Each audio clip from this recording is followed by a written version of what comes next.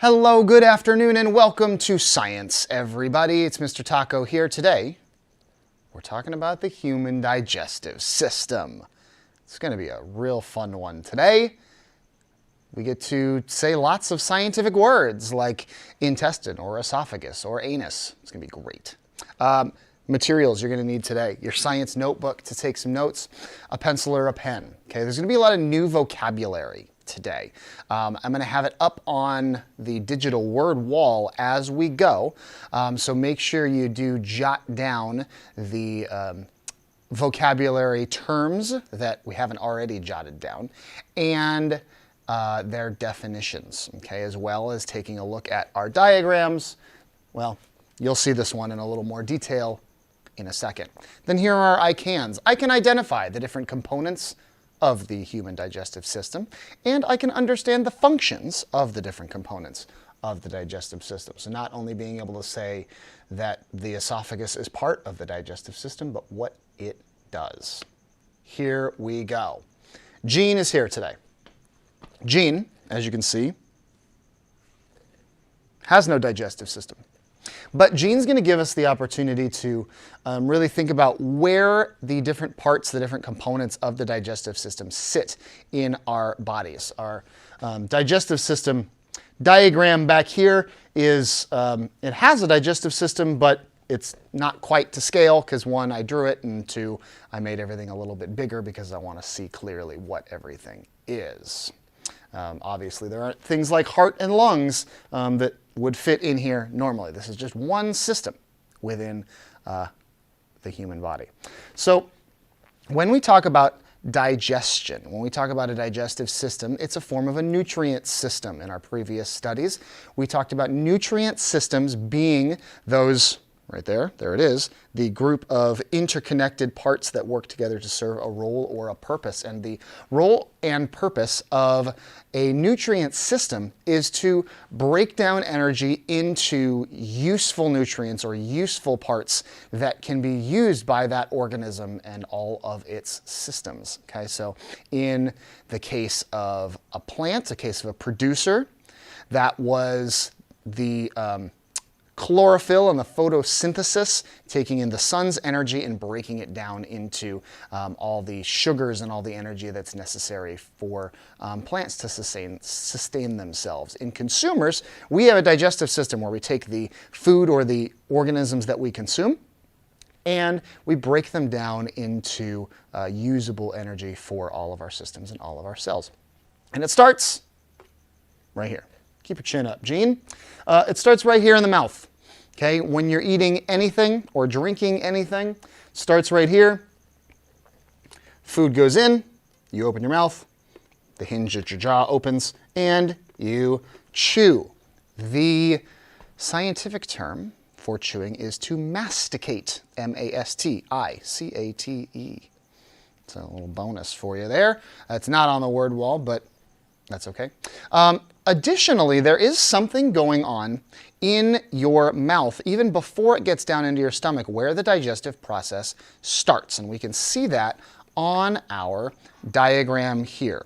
Up at the top, above and below your mouth, you have what are called salivary glands. Okay? These are the glands that produce saliva. Okay? It helps lubricate your mouth, keep everything from feeling too dry or drying out. And it also has an enzyme in it that helps get the digestive process started. Now, and a digestive enzyme, as you can see right there, is a biological substance that breaks down, that aids in breaking down food energy into usable nutrients. Okay? You have lots of different enzymes that your body, different glands in your body makes. The ones that aid in digestion are really adding to sort of the stomach acids, adding to that process of chewing, which automatically breaks food down into smaller parts. Food is harder to digest if you swallow it whole. Okay, this is one of the reasons why, like say a snake, for instance, only eats about once a week or once every 2 weeks. Okay, because it swallows its food whole. So its digestive system works a lot slower because it doesn't have that masticating head start. If you've ever seen like a big boa constrictor like swallow an egg or something, or it can swallow whole like goats. It's wild. Nature's wild, guys. We'll get into some more digestive enzymes later, but the first one is found in your saliva, in your spit. Okay, it's not just water, okay, which is one of the reasons why we don't want to spit on stuff, because there's also germs in there. It's gross. Keep your spit to yourself. So from our mouths, nom, nom, nom, nom, nom, chew, chew, chew, chew, chew, saliva, saliva, saliva, saliva, it's going to go down our throat, and the tube that connects our mouth to our stomach is called the esophagus. You can see it right there on the vocabulary wall. Okay, it's a muscle, and it helps connect our mouths to our stomachs. These are sort of, I do want to keep in mind here, these are sort of the main parts to our digestive system. There are much more smaller components, kind of, you could consider the esophagus or the stomach or the intestines to be their own sort of subsystems, because they have smaller components helping it to function. With the esophagus, for instance, connecting the esophagus to the stomach, there's different, valves or openings that can open and close. So for instance, if you didn't have anything keeping your esophagus and your stomach closed when it needed to be closed, you would throw up every time you hung upside down on the monkey bars, because everything would just gravity, right? There's also, there's a process in your esophagus, kind of a sidebar. It's a process in your esophagus that the muscles kind of move the food down into your stomach. It doesn't just need gravity to drop. That's why you can eat while upside down, or astronauts can eat in space. That's called peristalsis. I learned that from Bill Nye.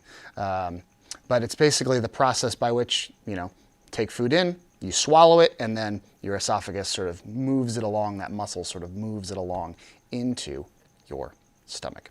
The next component of the digestive system, kind of the kingpin here, the central figure, is our stomach.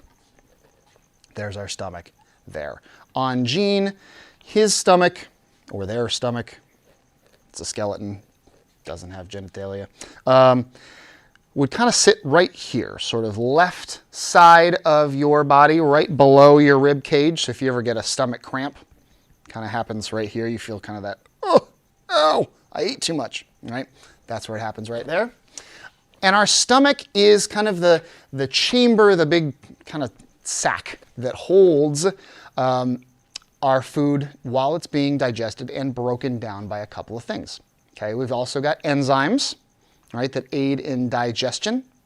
And we've got stomach acids that help break down that food into smaller components. Okay, and our stomach's also got muscles, so it kind of squeezes everything together and mixes everything up, kind of like we were doing with those bags of yeast, although a very different concept, but the squeezing.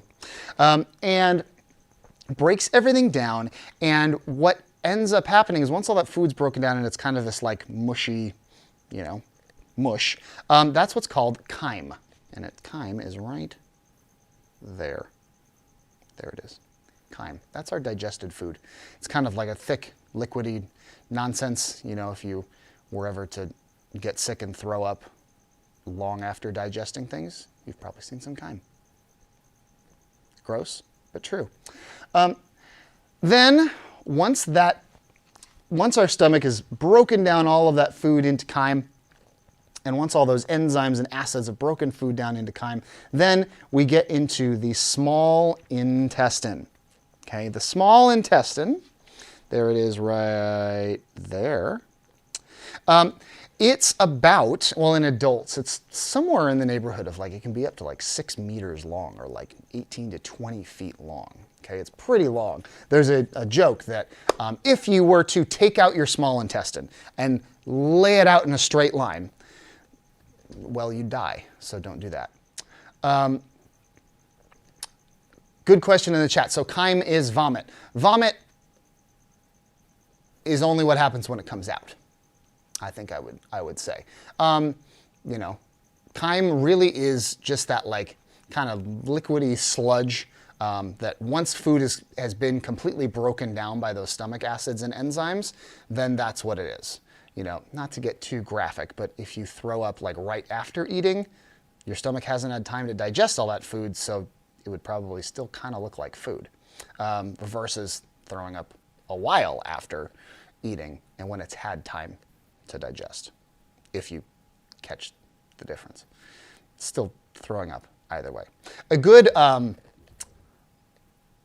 analogy to that would be like chyme is the magma and vomit is the lava. That was just a really disgusting sentence as I said it, but I'm so glad I said it. Moving on. Why are you eating during a digestive system lesson? What are you thinking? Oh my gosh. Listen, vomit is not the last gross substance we're going to talk about. So if you're in the middle of eating lunch right now, I would stop. Because again, we're still in the small intestine. We haven't gotten all the way around to the end yet. So, you know, hang with us here. Your small intestine's pretty cool because it is what extracts all those nutrients out. You know, once those acids and enzymes in our stomach have broken down that food into chyme. Chyme is ready to have nutrients pulled out of it by your small intestine. Okay, and your small intestine is littered. It is full of tiny blood vessels called capillaries. Okay, and capillaries are the smallest of our blood vessels, smaller than veins, smaller than arteries, and some of the smallest capillaries in our body are so small that blood cells have to move single file through them. They're not even thick enough for 2 blood cells to go through at once, versus our larger arteries where it's like a big highway, right? Capillaries are like a 1-lane road when everybody has to slow down and go single file to get through because there's not enough room otherwise. Those are our capillaries, right? And so what our small intestine does is it pulls out all of those nutrients and into and gets them into our blood system to take to all parts of our bodies, providing different nutrients, providing protein, providing, whatever it is, all the stuff in there, okay? Once it's worked its way through our small intestine, which is why our small intestine is so large, it gives our digestive system lots of time and lots of distance to get all the possible nutrients we can out of there before it reaches our large intestine. So it goes through, comes to our large intestine. Our large intestine is shorter. It's only a couple of, it's like 2 feet, something like that, 2 or 3 feet in adults. I don't remember. I should have looked that up. I looked up how big the small intestine was. Did not look up how long the large intestine was. But the large intestine, as you can see right there, it further breaks down that waste. It's got bacteria, good bacteria living in your colon or your large intestine that breaks down the stuff that's left into feces or poop. Feces is the scientific word for poop. And also extracts a lot of that water out of there, okay? That will, one of the things that when we get sick, when we have, here's another gross substance for you, diarrhea, right? It's because our large intestine isn't pulling all of that water out. One of the reasons, okay? It's when we're sick, one of the things that might happen is that, diarrhea. I'll say it one more time, just because why not? You don't get to say diarrhea every day. Well, you could, but you don't get to. I don't get to get paid to say diarrhea every day, so I'm going to make the most of it.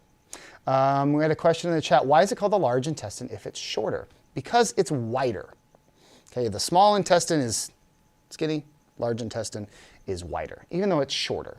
We could call it the long intestine and the short intestine if we wanted to, but we're thinking about like diameter of the tube here. So small intestine, large intestine. That's why. Good question. So once our chyme has gone through, all the nutrients have been pulled out, gone through the large intestine, all the water's been pulled out, then we're just left with that feces, really just kind of like fibrous waste. There's really nothing else good in feces, in poop, that we can use. So that's one of our waste products, right? So goes into, so here's the end of the large intestine, to the rectum, which is kind of like the holding center, the holding tube, before it is expelled out of your body through the anus. And there you have it. So there's the journey all the way from mouth up here to anus way down there. Okay? And thinking about one thing that is not pictured here. Okay? One thing that is not pictured here that we're not talking about is called the excretory system. And that's dealing with like your kidneys and your urethra and really kind of how you pee, where urine comes from. Okay, this is dealing with solid waste. Okay, we also have liquid waste, urine. That is part of that process as well, of our kidneys sort of filtering out all the waste products in the blood and water and liquid matter that goes through our body. Okay, and then again, expelling it out of our body because we don't need it anymore, right? Just as a reminder, pee and poop are not the only waste products, right? We talk about, we expel a waste product every time we exhale, right? Our lungs are also taking in that energy, taking in those nutrients we need through the air, and we expel the waste that we don't need, okay? Another way we expel waste, through our pores in our skin when we sweat. Right? It's getting a lot of that, like the salts out of our body, the water out of our body. Another way, water comes out. It's not just that. All right? So, to recap, starting at the top, food goes in. Salivary glands and chewing start the process. Our esophagus muscles pull it down into our stomach where it gets squeezed and mixed with acids and enzymes,